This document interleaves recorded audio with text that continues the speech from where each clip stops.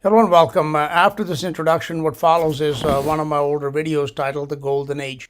And the title is because, as I have taught in many videos, is that the Bible teaches that the earth is not just 6,000 years ago old, but could potentially be 6 million, 6 billion. We don't know how old it is. But many ages of time went by before Adam and Eve were created and placed in the Garden of Eden. And in those ages, the primary purpose of those ages was to allow evil to be born and for it to grow and for it to be fully mature. So then when God placed Adam and Eve in the garden, he would have this tree of the knowledge of good and evil. So the knowledge of evil had to have been perfected. It had to have matured. It had to have become absolute. So absolute darkness, as opposed to God's absolute light, had to be in existence before Adam and Eve could be made. Now, if you want to delve into that topic deeper, then I would suggest you go and watch all of the videos in my Bible history playlist and study those videos along with your King James Bible. Lately, history as we are taught in this world is a lie, and just about everything else, okay? Even in the Christian circles, which tell you that Earth is only 6,000 years old, that is not biblical. So most of the information that you get even from the church is not from the Bible. So I wanted to give you some real history, and this is the reason why. The reason why I'm titling this video is Luciferia, not Tartaria, is that lately in the past few years, 2-3 years in particular, there have been a lot of people that have been talking about this worldwide empire called Tartaria. And they said that was destroyed in a flood, a massive flood, which left the whole earth covered in mud. And all these cities, a lot of the modern cities, they were actually discovered. And, there may be truth in that. And when we look back at the time before Adam, in which was the last worldwide empire that existed, that was a true empire, was the empire of Lucifer. And if you want to hear the true history of Lucifer, who was a man and not an angel, then you should watch my Lucifer videos and also my history videos, and then you will see the biblical proof that tells you quite clearly that Lucifer was a man. He was not an angel, and men existed on the earth long before Adam did. Okay, so this empire that existed, you could title it Luciferia. And of course, at the end of that age, as we read in Genesis 1:2, the earth became without form and void. That means it was turned into a ruined wasteland. And how did it become a ruined wasteland? Because God brought judgment upon Lucifer and upon that world, as we read in Jeremiah 4, in verses 23 to 26, that those cities that were built by Lucifer and his contemporaries were broken down by the Lord and by his fierce anger.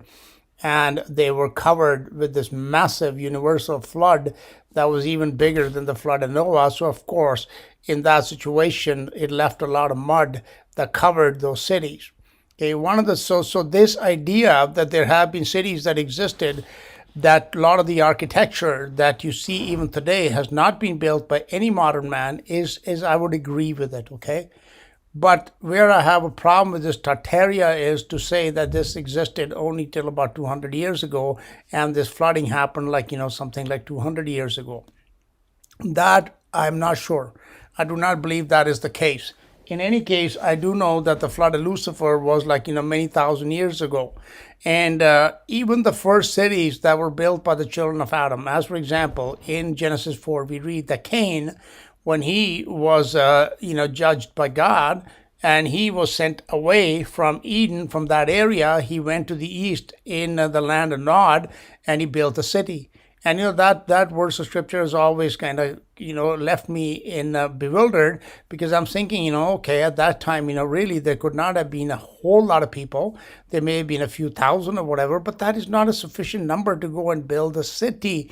And where did they get all the materials, and where did they get all that is involved in building a city? It is a very, very complex undertaking. And then I just recently, it's starting to hit me that, yeah, these were cities that were built in the time of Lucifer. And Cain, for example, probably found a city, and then they set about to reclaim it and call it their own. And even Adam was given a command to replenish the earth, okay, which means to refill it. And they did that using a lot of these structures that already existed, even at the time of Nimrod after the flood. the story of Babylon, the story of Assur, which was Assyria, some of these major empires. And you know what? When we read the Bible, we don't get an idea of the scale of these places. They were gigantic, okay? And even that Babel, that place was something that he probably discovered, even including the tower. The tower itself may have been something that Lucifer was using. You know, when he said, I'm going to ascend up into heaven, it might have been something like a launch pad or something that they discovered, and they set about to repair it. There was, of course, some kind of very advanced technology that was involved in these ventures, which technology we don't even have to this very day, because we cannot replicate these buildings that are in existence even to this very, very day. Buildings, for one, they don't last that long.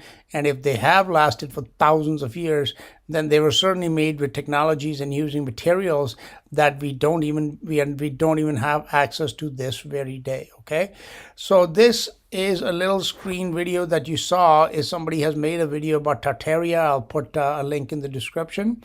So what I wanted to just emphasize here is that there has not been, I would call the ancient worldwide empire that existed before the time of Adam as Luciferia.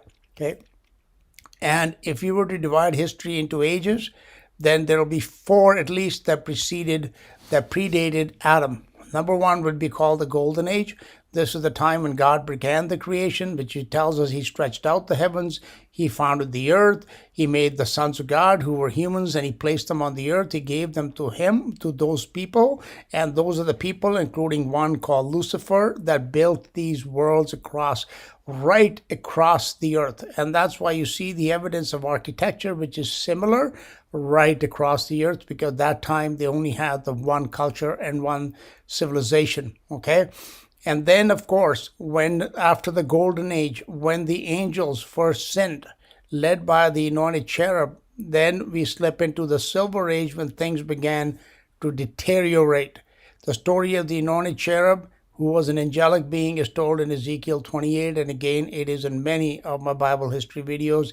He is the one that started something that is very, very significant in the world, which is the use of money and trading and merchandising. Okay, that is the first sin mentioned in the Bible, is the sin of merchandising, of buying and selling. And that is the last sin that is going to be judged in Revelation chapter 18. See the symmetry in the Bible? When you know the Bible, its symmetry will blow you away.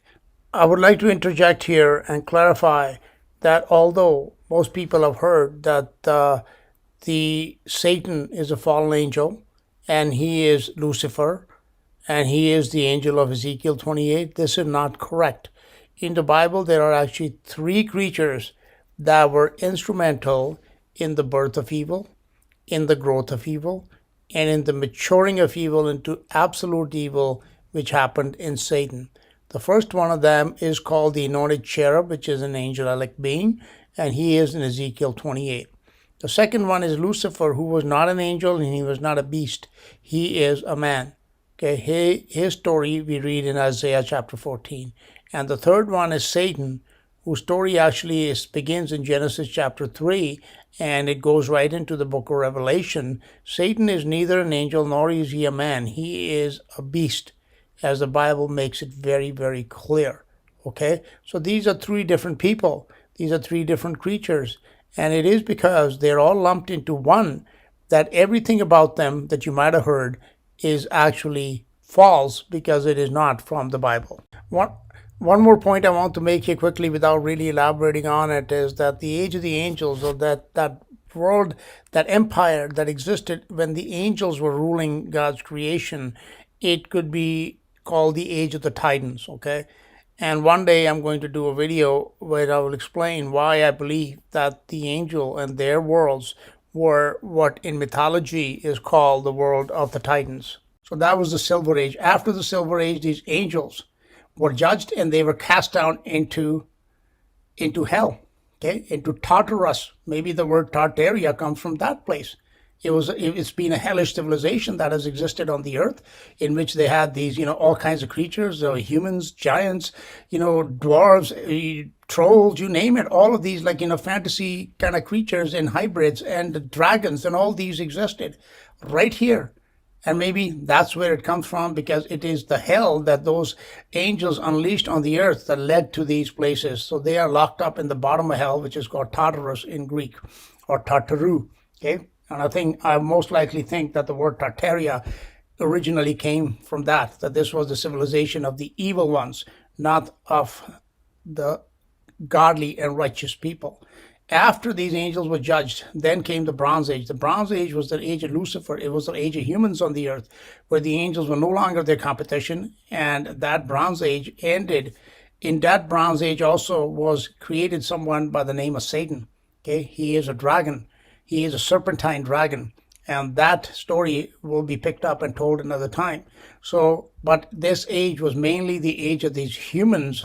They were led by Lucifer, and it is their civilization that existed right across the earth, and it is their remains that we find to this very day. And therefore, I would like to say that this Tartaria was not built by Russians or Mongols or somebody, that it was actually referring to something that was much older, even not to Nimrod. It was before his time, not even to Adam or Cain. It was before their time. It was built by Lucifer and people that came before him and after him, and that's why I would call it Luciferia. And finally, at the end of that, when Lucifer himself fell from heaven and he was cast into the bottomless pit where he is today, therefore, after that came the age of the dragons, led by the serpentine dragon Satan. That would be the Iron Age, which we are living in today. This Iron Age began at the end of the Silver Age, and it predated, even its origins predate the arrival of Adam. So those are the four ages: gold, silver, bronze, and iron. I'm not going to go into detail here, but I'm just going to play that video again for you, which I recorded about a little while ago, and it is titled The Golden Age. But I just wanted to introduce to you today the idea of this worldwide empire, which I am calling Luciferia, not Tartaria.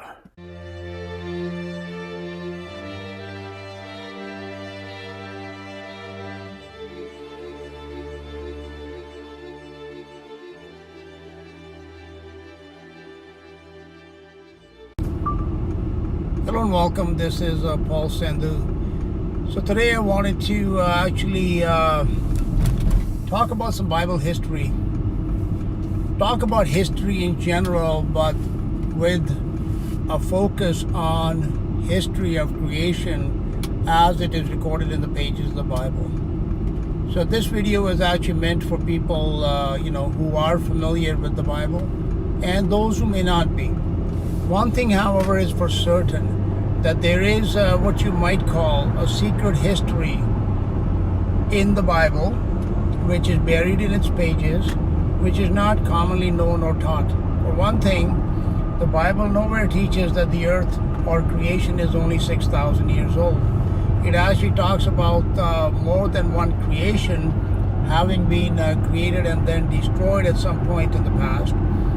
It speaks about many different types of creatures, some supernatural like angels, and some even categories of angels such as the cherubim, which are even higher than so there's a whole class of angels it talks about. It talks about other worlds, existing in heavenly places, existing under the earth, on the waters. So it talks about those things. It talks about some very advanced technologies, as for example, a lot of people are familiar with the story about Ezekiel's wheels, his vision that he saw. Okay, that's technology. It talks about great energies, such as witnessed on Mount Sinai when Moses took the Israelites in the wilderness. They say that Mount Sinai, when God descended upon it, was entirely on fire, and the smoke rose up like that of a furnace. Okay, that's just one example. Fire energy in the Bible is used a lot. Okay, and then about electricity, about lightning and thunder, talking about software and having things being created by the use of technology, because everything we are told is made by His Word, which of course would be the equivalent of a software program. Speaks about different and strange creatures, some humanoid like giants, like even Titan-like, because in Amos you can read about these giants whose height is mentioned as being like the height of cedars. So these would be something like the mythological Titans, which were much bigger in stature than even giants like the giant Goliath, which we also read about in the Bible. It talks about some strange unions that took place between these creatures that are called the sons of God and between the daughters of men. It talks about what's in heaven, about the throne of God and all the mysterious and strange, strange for us, energies, etc. Spirit in the Bible, it essentially translates to energy. Okay, that's what the word.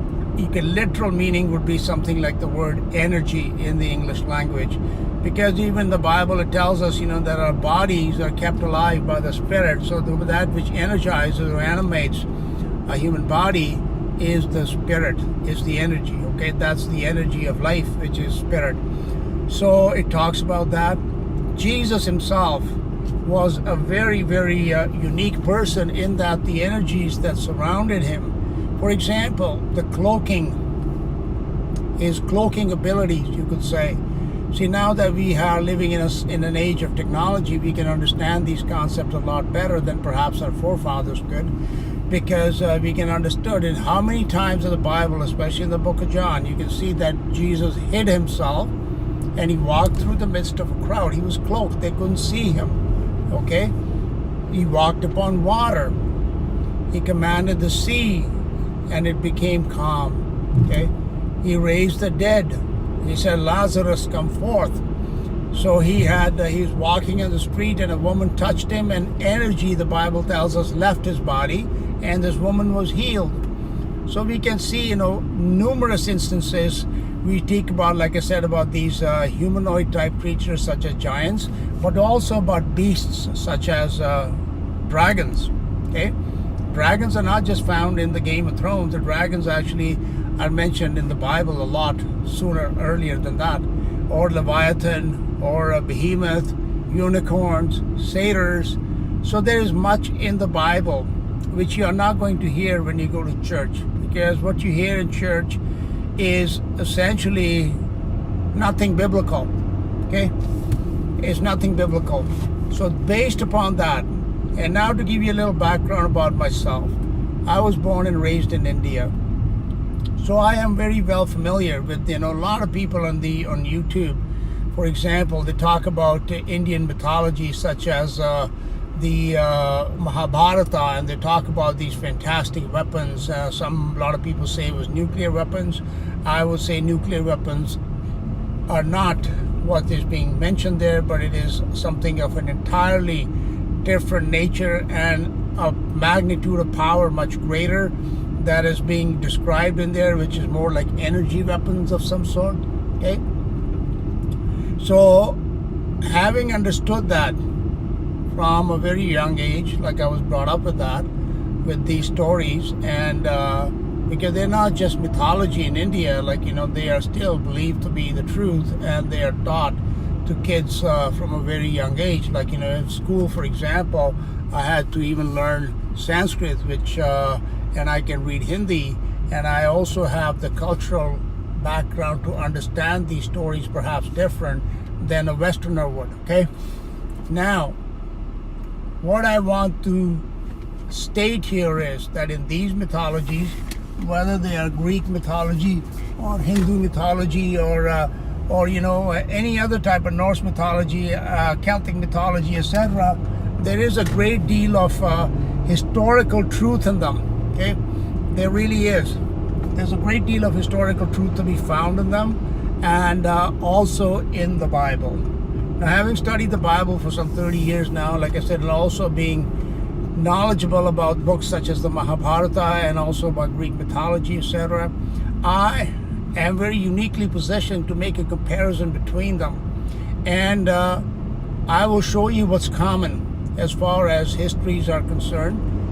I would say prehistory rather than what we consider to be history going back a few thousand years, history of civilization. I'm talking about the civilizations and the worlds and the ages that came before them. and the histories of prehistory, you could say, that we can compare what we read about in mythology, for example, and then in the Bible. We can do some sort of comparison, and piecing all these pieces together, we can make a really, really good history book. It is very interesting. It is like better, in my opinion, than any book that Tolkien might have written, like The Lord of the Rings, for example. Or actually, Tolkien's work, by the way, is interesting in that his earlier work, which predates chronologically at least the Lord of the Rings series, is called the Silmarillion, which is a history of creation, essentially, and of the different ages of time that came and went before the stories of the Lord of the Rings. And Tolkien's stories are pretty much based almost entirely upon the Bible, okay? And that is something which most people may not understand, or because they've been led to believe that it's based on Norse mythology or Celtic mythology. Those stories are not. And from time to time, I have done some videos in the past comparing Tolkien stories to the Bible, and I will mention it as we go along, because I think his Legendarium, as it's called, it's also something of a historical, has some historical truths in it, because ultimately information that exists, it has to have a basis in truth, okay? Imagination is not something which is created. Imagining something is imaging something that already exists, okay? So it's like tapping into this information which is stored wherever it is stored, and from there we get this knowledge, which people think that it's a fiction writer like Tolkien, he actually created it, or this is the first time that these stories have been heard. It is not the case at all. Tolkien himself admitted that he kind of went into some sort of altered state, let's say, and these stories would come to him. Okay, so this is a person tapping into some information, they're downloading it into their mind, and then they're putting it on paper. All right, leaving that aside for now, according to the Bible and according to mythologies as well, there have been at least like 4 ages of time in which certain worlds were created, they were built, and they were destroyed and rebuilt and destroyed and rebuilt and destroyed. Okay, what we have today is a world that is built upon the ruins of many worlds that have come and gone. Of that, there is no doubt whatsoever, because the evidence of these ruins is littered right across the face of the earth. Okay, from Russia right down to Argentina, we can find them. From Australia to Canada, they're all over. There's remains of these worlds that once existed, that were built by some civilizations that were far more technologically advanced than even we are today. There's a little video that I'll play for you about the largest boulder that has been moved in modern times, and it weighs some 300 tons, okay? 300 tons. But if you go, there are so many sites in this world where you'll see cut stones, even in buildings or just lying there by themselves, that weigh like upwards of 1,000 tons or more. So, in our technology, as you watch this video clip later, you'll come to a realization that, hey, if we're having such a challenge moving a 300-ton boulder, which is estimated to be 300 tons, maybe less even, we would never have the ability to move stones that are like or even cut them, or to move them that are 1,000 tons. It is an impossibility. In China, for example, there is a site where they have a quarry where there are stones that they estimate are like some 1,700 tons. Some might even be like 2,000 tons. All right. So the evidence of prehistory civilizations having existed is abundant in our world, on the earth. Okay. And therefore, what we need to do is, the purpose of studying history is not to believe all the nonsense that we are taught by mainstream academia, but rather to actually spend some time in learning and understanding what really went on. Is that information available to us? And I would say that this information, like I said, you can read in the Bible, and then you can also have some pieces that are in mythologies. From my personal experience, I would say ultimately in the Bible we have a complete history, because it begins with the beginning of creation and it goes into time eternal.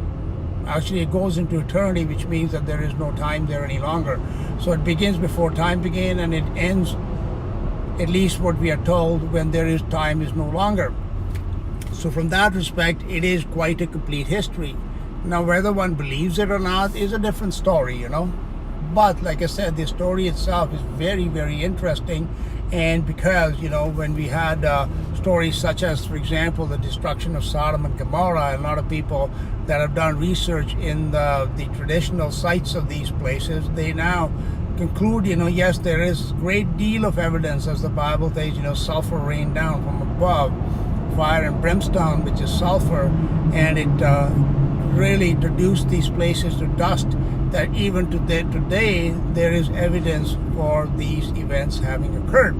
Okay, so that is again an example of a technology which we still to this day probably do not have, that we can reduce a whole city or town, and these places were not small, to like ashes in a matter of a few hours at the very most. Okay, so these stories, which are, like I said, and that's something similar is also mentioned in the Mahabharata, by the way, where they talk about this war in which everything just turned to dust, that this fire rained down from some weapon was employed, which rained fire down with the ferocity of 1,000 suns, and it reduced everything to dust. Okay, so these stories are there. Are they just stories? Something just came out of somewhere, nobody had ever heard these before? No, I would say they are based on some historical truth. So today I just want to talk about the 4 ages of time that are in the Bible, and that are also mentioned in mythologies. And generally, the Hindus have their own names for them, but we'll go by the Greek names for the ages, which are based upon the names of precious and base metals: gold, silver, bronze, and iron. That these are 4 different ages. Okay. Now, if you were to divide like human history as we know it, like the history of civilization going back in time, let's say we can say the Babylonian, Egyptian, then the Persian, Greeks, Romans, etc. These were the dominant powers over different periods of time. Okay, so they did different things. Each power in their own time, they built their own world, and again, because of the wars, etc., that they got involved in later on, they were all destroyed at a later time, and then somebody else came around and they rebuilt them. So that's what happened in the past, but in a much bigger scale. The first age, which is called the Golden Age, it was essentially an age of building only. It was not an age of destruction. It was an age of building and of creation. And the following 3 ages, the Silver, the Bronze, and the Iron Age, these are ages of primarily of rebuilding and destruction. In each case, the destruction was greater than the building part of it. So what we are left with at the end of each age is more ruins than that age began with. The Golden Age, from a biblical perspective, it gives it it defines it rather well. Okay, the beginning of creation and what happened. In mythology, for example, in Greek mythology or even in Hindu mythology, it is a little more, what should I say, unclear as to what exactly transpired. Okay, because the Greeks kind of say that there was this void. So they essentially don't begin quite at the beginning. They have left out a certain period of time, which was the time of construction only and not of destruction. Okay, so, but in the Bible, in Genesis 1:1, we read, in the beginning God created the heaven and the earth. Okay, and this is a very, very interesting one single verse of scripture. The way it is worded in particularly the 1611 authorized version of the English Bible, it reads, in the beginning God created the heaven. Okay, and after the heaven there is a comma. So essentially what it is telling us is that the first act of creation by the Creator, who is God, He created this one singular place called the heaven, which in the Bible is described as the city of God. This is the place from which God rules and reigns over all of His creation. Okay, so this was the very first place. A lot of mistranslations, they translate this verse as, in the beginning God created the heavens, plural, and the earth. But like I said, in the authorized version, it is a singular heaven, it is not plural, and it is followed by a comma, so that there's another clause which tells us that even the earth and the heaven were not created simultaneously, that the very beginning of creation begins with the heaven as in a city, which is both the abode of God and, let's say, His administrative center, the greatest technological marvel anywhere in all of creation, from which He administers and controls and manages all of His creation. So that makes kind of sense. Like in every person, like a city, for example, you don't just build a city like, fully finished right from the beginning. Or you're going to build a building. First we draw the plans, and then you build the construction office, then all the other drawings, etc. are created, and then the foundation is dug, and then eventually the building comes into existence. And this is how the Bible describes the creation, how the creation progressed, that it was not done instantaneously. Okay, that story about the 6 days, that everything happened just in 6 days, and that is not correct. Okay, we'll talk about the 6 days later. But going back in the distant past, I'm talking like, tens of thousands, hundreds of thousands, millions, billions, I have no idea how many years of time ago, there was this God, the person called God, who is the Creator, who has a proper name in the Bible. His proper name is Jehovah. He created. He began the process of creation. Okay? This is something very, very important to understand, that creation has a beginning, but the Creator does not. The creation exists in time, but the Creator does not. Therefore, time is also one of the creations of the Creator. So in the beginning, He created the heaven. Then it says, in the beginning, God created the heaven, and the earth. So, like I said, the mystery of creation, the history of the mystery of creation, okay? The history of the mystery of creation. Wow, that sounds good. The history of the mystery of creation, as it is found in the pages of the Bible, it gives us the exact chronology in which things happened. So first came the earth, the heaven, the city of God. After that, before God made the earth, He created some living, intelligent creatures, namely the race of angels and another race of beings called the sons of God. Okay, now, I am not going to go into detail here, but the common misinformation teaching about this topic of the sons of God in the Bible, especially in Genesis chapter 6, is that they were fallen angels. That is not what the Bible teaches. Okay, there are many videos on my channel that explains to you who these sons of God were. But these sons of God were human-like at the very least, or you could say even human flesh and blood creatures that were created along with the angels, or perhaps shortly after the angels, before the earth was created. Okay, so here we have the chronology happening: the heaven, then at least these two intelligent creatures, one being the angels, who are spirit, and the other being the sons of God, who are flesh. And this gets me into some sort of deep theological, doctrinal understanding why spirit and flesh, why they had to be created from the very beginning. Which again, I'm not going to bother you, especially for a lot of people who are watching this who don't understand the Bible, but it had to be like that. So the first two races you created One was a race of spirit beings called the angels. The other one is a race of human flesh and blood, physical, corporeal beings called the sons of God. And after that, God created the earth. And so, as we read in the Bible, that the angels were already present, and the sons of God, who were, because they were going to exist as physical, corporeal creatures, for them a terrestrial world would be created. Angels are spirit beings. They don't need a terrestrial body to dwell upon. But the sons of God did. So God created the earth. And then in the book of Job, in chapter 38, verse 7, we read when God was asking Job a series of questions. He says, "Where was thou when I laid the foundations of the earth?" And he asked the question, when that question is concluded with this one sentence, when the sons of God, when the morning stars sang together, morning stars are angels, they sang.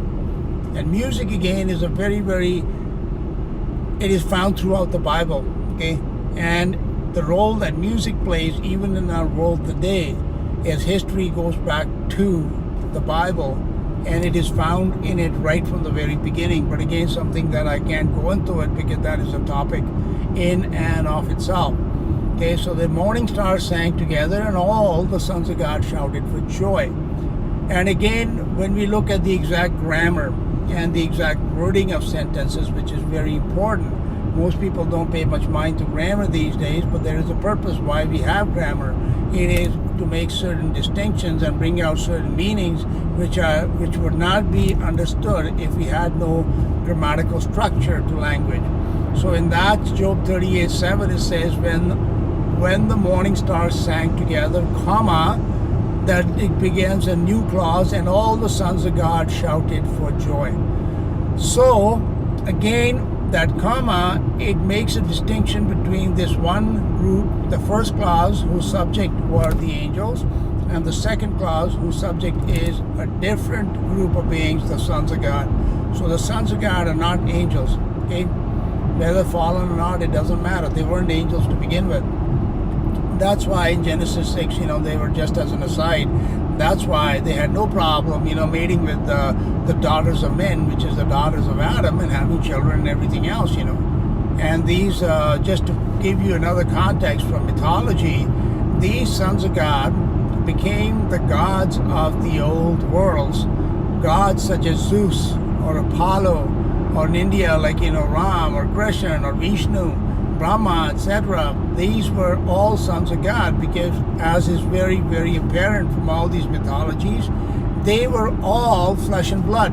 Okay? They were all flesh and blood. They were not like spirit creatures. They were not. They had the same fleshly desires as humans do. They wanted to, they lusted after women. They desired power. They liked food and wine and all those kind of things, okay?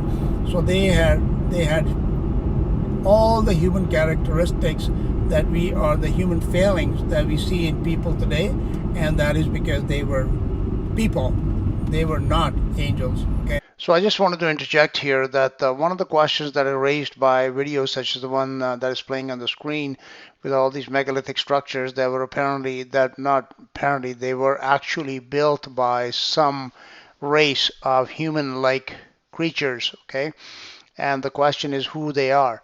And from Greek mythology, etc., we have some vague stories about, Saturn swallowing his children and things, and these people like Zeus coming forth later on and such. However, in the Bible, the explanation is also there, that it is God who created this race of human-like beings. They're very much like us, yet they are somewhat different because they have, for one thing, they have much greater technological prowess and technological knowledge and understanding, and also, they were different in as far as their lifespans, etc., are concerned. But they were very much humans. So if you want to answer the question as to who were the gods of mythology that might have been instrumental in building all these ancient, pre-Adam civilizations, then that answer is more precise in the Bible than in any mythology. Sorry, I keep repeating this, but this is something because there has been so much false and wrong teaching on this topic that most people, they have a very hard time processing that the Bible teaches that human beings were before Adam and Eve were actually created, and they lasted many ages before Adam and Eve came around, and they built worlds whose ruins we see this very day. These worlds that exist, like in Machu Picchu, like in Egypt, like in China, in Russia, in India, all around the world, these worlds were not built by angels. Angels don't need worlds built of stone and brick, okay? Human beings do.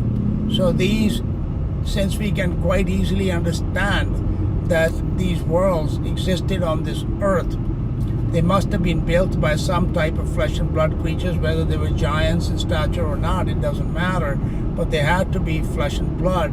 They were not like spirit creatures, because spirits do not need, like I said, abodes or residences made out of stone. Okay, they don't. So that's what these historical ruins, they are, of these worlds that existed back in the day before Adam and Eve, right here on the earth, built by human beings. One of the most famous of these humans being Lucifer, and that is again another teaching which is in the Bible. But people, when it plainly tells us that Lucifer was a man, yet all these preachers run around and tell you that, oh, Lucifer was an angel, Lucifer was an angel. That's why people have no understanding of biblical history, because they're not being taught the Bible. Okay, but the Bible is quite plain that Lucifer was a man. So I got a little bit ahead of myself, because I'm already talking about events that occurred in the Bronze and the Silver Ages. I have not yet mentioned the Golden Age. So today I just want to introduce you to the Golden Age, and then we'll continue talking about the Silver, the Bronze, and the Iron, the present Iron Age. And in the Golden Age began in Genesis 1 verse 1, which tells us, in the beginning God created the heaven being that it was his abode, and it is the most, like I said, the technological marvel wonder city of that exists anywhere in the cosmos. Therefore, that was not a ruined wasteland. Okay, in Genesis chapter 1 verse 2 we read, and the earth was without form and void, and darkness was upon the face of the deep, and the Spirit of God moved upon the face of the waters. So the picture that the Bible paints from Genesis 1:1, there's a great transition into Genesis 1:2. It paints a picture of a ruined wasteland existing on the earth in Genesis 1:2, where Genesis 1:1 tells us no such thing. And when we understand that if God created the heaven, which was going to be his abode, he was not going to create that as a wasteland, right? He wouldn't. It would have to be perfect. And that is the story of the Golden Age, that whatever was built in the beginning was perfect. And we can even read about that in Ezekiel chapter 28, which is the story of this fallen angel creature called the anointed cherub, who was the father of evil and darkness, in kind of like Morgoth in Tolkien's writing. He was the father of evil, and Morgoth's character, by the way, in Tolkien's writings, and most people don't know who Morgoth is. Morgoth was the predecessor of Sauron, okay? He was the one from whom, let's say, Sauron learned everything that he knew. And so this character, the anointed cherub, so Tolkien based his story of Morgoth upon the story of the anointed cherub in the Bible. So this anointed cherub, we are told, was perfect. You can read that in Ezekiel chapter 28. It says, thou was perfect in thy ways. So this time of perfection, which is logical enough, God creates everything. God is a creator. He's not the destroyer. Yes, he destroys evil in the end, but in the beginning there was no evil. So in the beginning, God was just a builder. So whatever he's going to build is going to be perfect. It is going to be the most technologically advanced place that ever existed in creation up until now. Even today, we are nothing. We are like, primitive compared to that technology that existed back then. So that was the first wonder world, which still exists to this very day, is the heaven. And these angelic creatures, this race of these cherubim and the angels, the archangels, the other, the lower ranked angels. The angels have a hierarchy, and just like in a military order, they're called the host. They're called the army of God. So they are like a military organization in amongst their other functions, and therefore they have a hierarchy. So in this hierarchy, the cherubim are like the generals and the chief of staff, etc., whereas the other angels fall below them, and there'd be some that would be like colonels or majors or lieutenants, etc., sergeants, corporals, and down to foot soldiers, and then that's how the army is constituted. So that's what happened in the beginning. So these angels were assigned with the task of, as God created, of administrating His creation, and they were given the heavenly realms.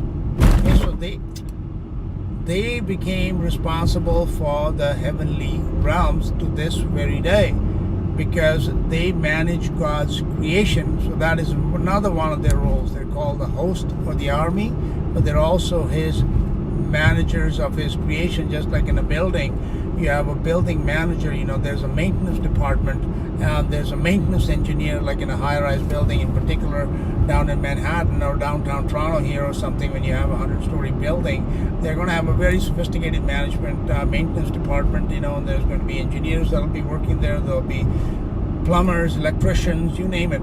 Okay, so that's how God's creation is. It is a very technological, the earth itself is a very technological place. It has electricity, it has waters, it has HVAC systems. All these things exist in it, and they don't just run themselves. Somebody runs them, and somebody oversees them, and somebody manages them. And that's what happened in the beginning, from the very beginning, that the oversight of the creation that was to be followed by the creation of the heaven was given to the angels. So they had oversight of all the heavenly realms. And then came the earth. So on the earth, when we read about the beginning of creation, what do we read in Job chapter 38? Like I told you before, it tells us all the sons of God shouted for joy. Why? Like joy is not like ruin, like we find in Genesis 1:2. Joy is not destruction. Joy is not a ruin. And that definition in Genesis chapter 1 verse 2 of the earth being without form and void, it is a ruined wasteland. And it is just common sense to understand that before there can be a ruin, something has to be built. And that, my friends, is what happened. That the worlds that were built in that golden age, which I'm describing to you here, God said He stretched out the heavens. So He began with the heaven, which is like, if you look up and you see the North Star or something, that would point perhaps to the heaven that exists upstairs, up in the celestial realms. That would be the center, and then outward, everything stretched outwards. And these heavenly other bodies, like the stars and the sun and the moon, etc., that were added later on, they became the realms of the angels. In the Bible, angels, stars are symbolic of angels. So each star has at least one angel that is associated with that, and that you could say is responsible for the maintenance of this body that exists up there that we can see. Okay, there is an angel of the sun, for example. There's an angel of the waters, of the winds, and the Bible talks about these things. So that's what happened. So at that time, and the stretching out of the heavens was taking place, it was an age of perfection, because there was no decay in creation yet, because evil had not yet entered. Decay comes through evil, so evil had not started yet. And I might add here that evil came because God planned for it to come. Okay, that is a different teaching again as to why evil exists. There are videos on my website, on my channel, that you can watch as to why evil exists in God's creation. So that was the golden age, in which these things of the building of creation, of building of the cosmos was taking place. Okay, so before these heavens were stretched out, as the Bible tells us, when it talks about being stretched out, it means that it wasn't done instantaneously. It doesn't say in the beginning God created the heavens and the earth and everything suddenly popped up. No, he created the city of heaven, then he created the earth. And the earth he gave to the children of men, as we tell in the Bible. And therefore, in that time, in that age, the earth was also meant for corporeal creatures called the sons of God. So the sons of God, they came down from heaven. That's where they came from. Now, how many stories in mythology do you have about the human beings that came from somewhere out there? How many? Okay? Even like Eric Von Daniken, for example, he's built a whole career, made billions of dollars, etc., teaching this, that aliens came from out there. Okay? But these aliens were not like supernatural spirit creatures. They were very much flesh and blood. They had technologies which made them more powerful than the inhabitants that existed in our times. That's why they set themselves up as gods, but they were still corporeal creatures. So the first corporeal inhabitants of the earth were the sons of God. And the sons of God came down to the earth from heaven because they had their origin in heaven, in the city of God. And there they shouted for joy because this world was being created for them. And they came down, and what do people do when they come to let's say when the pilgrims came to America, what did they want to do? They wanted to build, right? They wanted to build. Like where we are sitting today, like, when you go to, say, New York City or something, it didn't exist back then, but over time they built and they built and they built and they built, and the country grew and grew and grew and grew. In North America, like here, 500 years ago, none of this was here. Even probably none of this was here, even like maybe 100 years ago. So cities grow as people build upon them, and that's how the earth grew. As the sons of God, they began to multiply, they began to build. Okay, so they built some very, very fantastic worlds. I am sure you could say worlds that would be something like Atlantis, where the myths of Atlantis and Lemuria and Mu, etc. come from, is because these worlds that were technological marvel worlds, where they had like, energy devices which we can't even think about today, where they had like flight and other means of transportation, where everything was perfect because it was the golden age. It was a time of building. Everything was being built at that time. It was not yet being destroyed. Okay? So, as these sons of God came down, they built the earth. And the angels, as the heavens are stretched out, they were instrumental in building the heavens and doing whatever, job that they were given by their creator. Okay? So, that is the story essentially of the golden age. In the golden age, there was no decay, there was no destruction, there was no death, there was no darkness, there was nothing that was evil.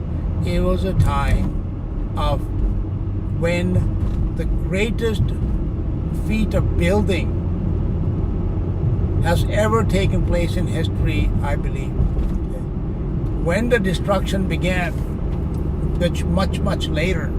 So this age of building, it probably lasted longer than any of the subsequent ages, because for two things. One, destruction is a lot faster than building. Like in the Second World War, within a matter of like 3 years essentially, not even like 5 that it lasted, about 3 years or so, they destroyed pretty much all of Europe, all of Russia, all of Japan. Okay? So there was so much destruction that was caused within such a short period of time, within 3 to 4 years. And since then, we are still building to this very day. So the time of building is always longer. And I believe that the extent of the building, that God had set these limits for the heavens and for the earth, the boundaries to which the building will extend. Okay? And I believe these worlds became fully built, fully inhabited, and again, being technologically marvel wonder worlds, the kind which we can't even begin to describe to this very day.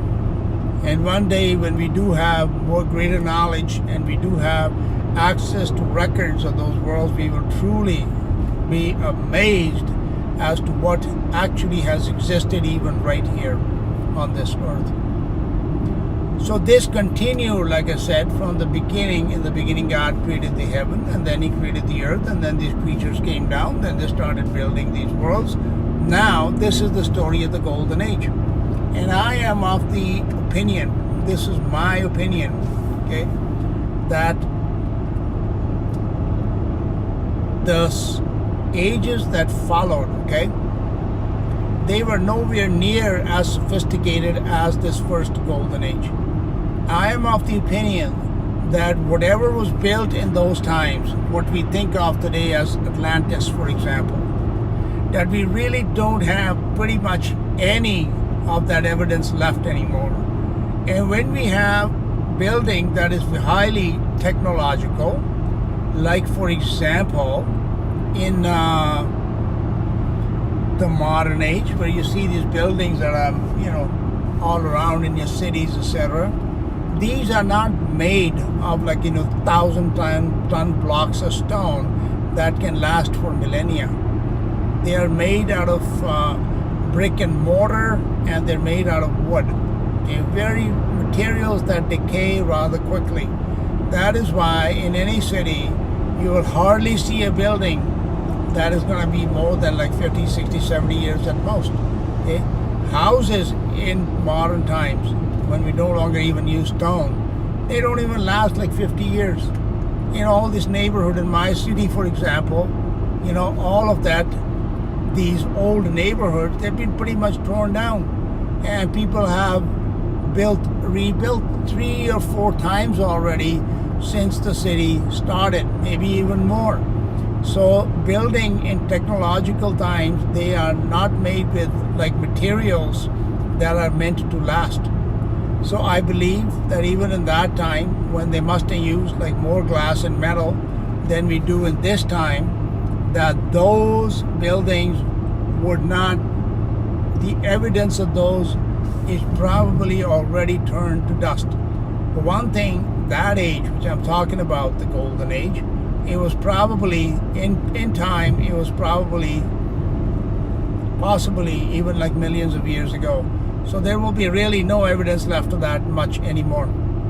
However, once those worlds were destroyed, the next stage, based upon their own history that they knew, the building methodologies were changed, where they turned to stone instead of glass and metal. When you watch a Star Wars movie, for example, you see these worlds that are created, by the imagination of, is it Mr. Lucas? Yeah, maybe, because somebody's projecting these images into their minds of the writers, and therefore they're able to create them. You understand? You see how much glass is used, how much metal is used. So those are technological worlds, and they will not last for a very, very long time, especially when they had that Death Star, which allegedly blew this planet up or whatever. So what do you think would have been left of the building? Nothing, right? So when these wars came at the end of the Golden Age and the destruction began, it was massive, massive, massive, massive.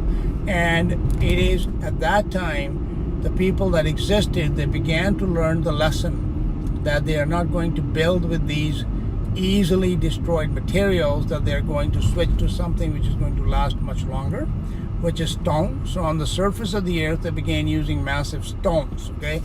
But they also realized that anything that exists on the surface is very easy to destroy. Therefore, again, in those movies in Star Wars, for example, in the Rebel base, where was it? It was underground, was it not? So they started building underground. Now, evidence of these underground worlds exists all over the earth again. All over.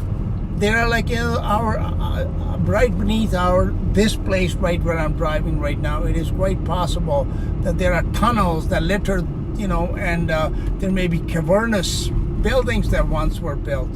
So the world itself is like honeycomb. It's linked by these different, what should I say, by that at some point in time they were actually dug out and the underground world was created.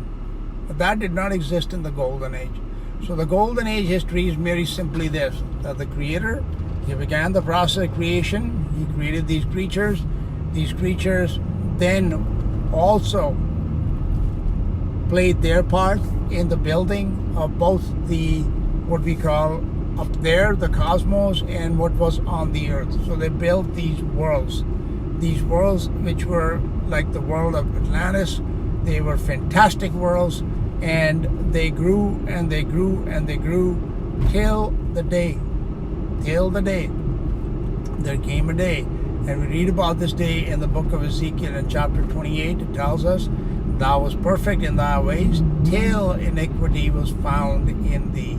So there came a day when the sons of God and the angels that existed at that time, some of them, not all of them, some of them turned to the dark side. Okay, where do you think the story of the Dark Emperor comes from? The evil emperor for Star Wars. All these stories are lifted straight from the pages of the Bible. I don't have time to go into it, but I could show you, where the Star Wars story comes from. It's in the Bible. Story of Darth Vader and the story of the evil emperor and all that. It's all there. Okay, so that's what happened. That this anointed cherub, he became the first evil emperor, and then began the process of destruction, because evil brings with it destruction. Did it happen right away? No. Did it happen over many, many years and many ages of time? Yes. So that world that was built in those worlds that were built at the time of the Golden Age of creation, they began to be destroyed. Okay? Evil brings something which is jealousy, which is envy, which is hatred, and factionalism. So all these stories that you read about, like I said, in Tolkien, in Star Wars, etc., this factioning of God's creation began to occur at that time. And these factions began to war with each other. These are the wars of the gods that we read about in mythology, for instance. And what happens when war comes? Destruction comes. So there came an age at the end of the Golden Age when evil entered in, it transitioned into the Silver Age. And from then begins deterioration, decay, destruction of creation. And since that very time, by the way, since that very time, we have been in a state of destruction, a state of decay to this very day. And by the way, one of the things that's very much missing in any mythology, as well as in the stories of Tolkien, or in Star Wars actually touches upon it, but most of them, they leave out a very, very important detail. The Bible tells us that the love of money is the root of all evil. They leave out the history of money. The Bible does not. It tells you that money and banking and trading and commerce, it was started by this race of angels led by this anointed cherub. They are the ones that started it. Okay? So you want to understand how the world comes to be the way it is today. This history stretches all the way back when evil entered and God's creation transitioned from the golden to the silver age. It is all these things happened in the Silver Age, where money was introduced, where the process of the buying and selling of God's creation, which He had given freely for all to use, all of His creatures. The creatures, some of them decided that they are going to begin to partition it, and they're going to sell off pieces of it. Do you have to go and buy a piece of land today? Do you have to go and buy a house or a business or something like that today that somebody says that they own? Ultimately, there is only one owner, and that is the Creator. So this system of money and banking and commerce and trading and buying and selling, it is created. It began way back when, at the time of this angelic race led by this creature called the anointed cherub, and all these things. Idolatry, worship of creatures as God, began under him. So these stories and these histories, we understand that when we start to piece it together, the purpose of studying history is not just to understand what happened, but what were the causes. And you want to understand the causes, then I think there is no better document than the Bible to explain those causes. Mythology, they can talk about weapons and wars and everything else, but they will leave out the root causes. As the Bible says, the love of money is the root of all evil. They will never explain to you where money came from, but the Bible does. All right, so that is the story of the first age. The first age, the golden age, was an age of creation, where everything that we see today, actually what we see today probably is not what was created back then, because most of it was destroyed at some point later in time. But that gives you a picture. Like, there was the heavens, which had these heavenly bodies, like the stars, the sun, and the moon. But the sun and the moon we see up there today are not the same ones that were created in the beginning. And the Bible tells us that the heavens themselves were destroyed at some point in time. Okay? So that's the history of the golden age. I'm going to end this here as an introduction, that there was a period of time which was rather lengthy, probably the longest of all the ages, probably lasted at least tens of, in terms of time as we measure it today, okay?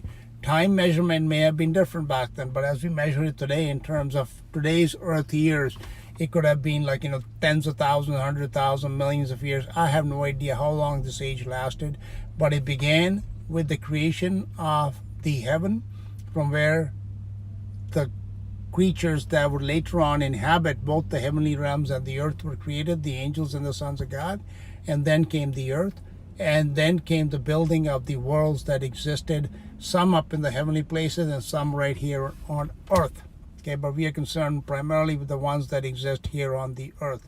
And then we will get into it, like I've touched upon it, how the worlds that exist under the sea, for example, or inside in subterranean regions, how were they created? There was a time when they were built, right? Bible talks about hell, for example, or the depths of the earth and all that kind of, even mythologies, everybody talks about the underworld, etc. Where did the underworld, how did it come about? And we can answer those questions. And that's why I find this history to be so very fantastic. But I believe it's not just fantastic, it is also the real history. And we got to thank God for it, that we have this ability to piece these things together that he has hidden in his word, and we have to just dig it out, and then the picture emerges, and it's a beautiful picture. Or I'll continue, I'll talk about the transition from the golden into the silver age next time. And just to leave it here, that most of the stories that people hear about Atlantis, etc., I believe they are based upon the time which was the time of the golden age as it was transitioning into the silver age. Okay, there was still high technology and still not massive destruction, but later it came. Okay, thank you for listening. This is Paul Sindhu. So as I was putting this video together and adding these clips to give a visual representation of what I've been talking about in this video, one of these things which you see on the screen, this sci-fi fiction, animation with all these fantastic airplanes and bombs, etc., and the massive destruction that is being caused, I believe that again that this is really not fiction, that the destruction, first of all, the scale of the building of the ruins that we see, it is so massive that we can't even begin to fathom how they must have been built. But just then consider how the weapons and the technology that must have existed in those days just to be able to destroy it. So this scene, these type of movies, etc., they are again not necessarily fiction. They may have some kind of historical basis that these things indeed did happen, and this is how these worlds came to be in ruins, such as, for example, you see all these giant 500-ton obelisks and everything and other stones that have been cut, but they just scattered all over. And there's it's like as if somebody just in the middle of a construction project just decided to abandon it. And that is again, these reasons is that these are a result of some kind of cataclysmic destructions, and most likely these destructions were caused by some type of wars between these different factions that arose, even between the angelic races and the sons of God human races, who later on became the gods. And I think that's where the stories of Titans, for example, comes, that the Titans were the first generation of the gods, and these would be like the angels, and they were the first rulers. They're the first ones that set themselves up as the evil emperors, and then they were dethroned by the sons of God humans, who were led by Lucifer, whose story we will continue in the Silver Age. And then you shall see that this type of destruction, that the evidence of which is to be found on the earth even to this very day, it was not some type of minor event. The technologies and the people, like in Greek gods or in any kind of mythologies, Hindu mythology, etc., the gods always possess amazing technologies, and those are factual because, as I said, that the golden age, which was the beginning of creation, it began in high technology. It began in the greatest knowledge that God's creatures have had up until this present time. And not even at this time do we have the same amount of knowledge as far as technology, etc., is concerned. And this is something which God deliberately has withheld from us, as for example, the Tower of Babel, which was designed to really dumb man down. Otherwise, we would have brought this destruction upon ourselves much sooner than God wanted to see it happen. It is going to happen, and this type of destruction that you saw, for example, in these little clips here, it is definitely going to happen. And the question is this the first time that it'll happen, or has it already happened in the past? All right, thank you. I'm glad. Or lastly, I want to add is that at the very end of this clip, you will see after this bombing how the ruins look very much like the ruins you would see, for example, in South America and Peru, or in the Middle East, or in China, Russia, etc. They're very, very similar. And is it because the cause of these ruins is very much as depicted in this sci-fi clip?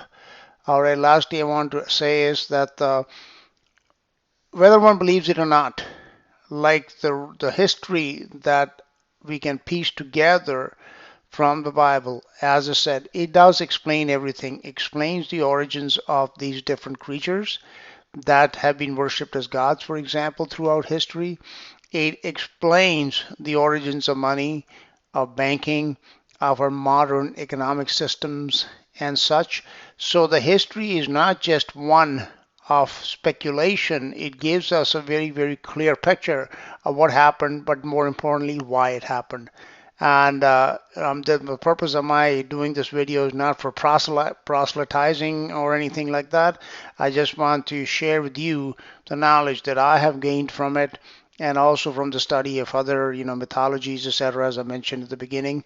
And I am glad, because this history does make sense to me, and ultimately it has given me a purpose of my life, which I don't think is available anywhere else.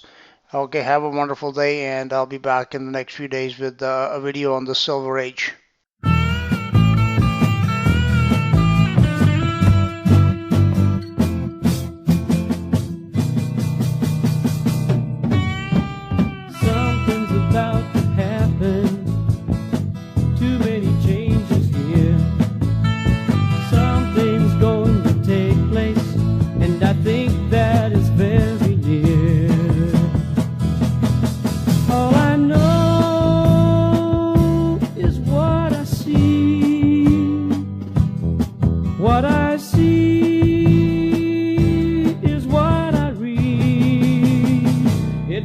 Bible, times are getting harder.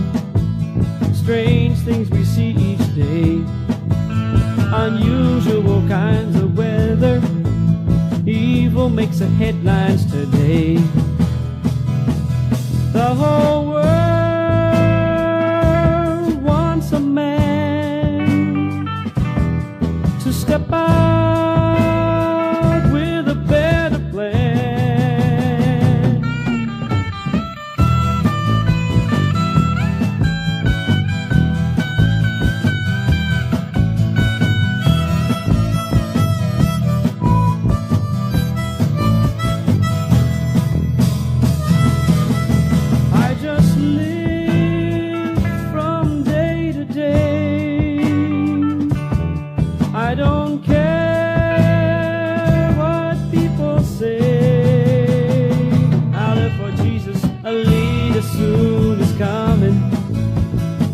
to put the world in peace. But please don't take his number, 'cause it's like signing a death release. If you live your life for Christ, you will get the crown of life. He's coming back for you. He's coming back for you. He's coming back for